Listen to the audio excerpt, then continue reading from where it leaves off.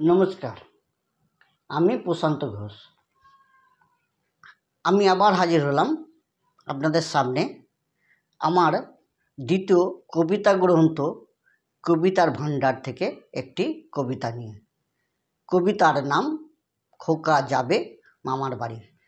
খোকা যাবে মামার বাড়ি, পাবে ভারী আদর, পড়াশোনার থাকবে না পাঠ, মুড়ি দেবে চাদর, মোবাইলেতে খেলবে গেম, সকাল সন্ধে সাঁঝে, খাওয়া দাওয়া ঘোরাফেরা, থাকবে না কোনো কাজে, বাবা মা থাকবে না কাছে, থাকবে না কোনো শাসন, পরিপাটি করে খেতে দেবে, বসতে দেবে আসন, পড়াশোনা থাকবে না পাঠ, ঘটবে না ঘুমের ব্যাঘাত, স্কুল তাই থাকবে ছুটি, পার হব মাঠঘাট, বায়না আদর থাকবে খোকার, থাকবে চোখেরই জল, আদর করে বলবে মামা কি কিনবি বল।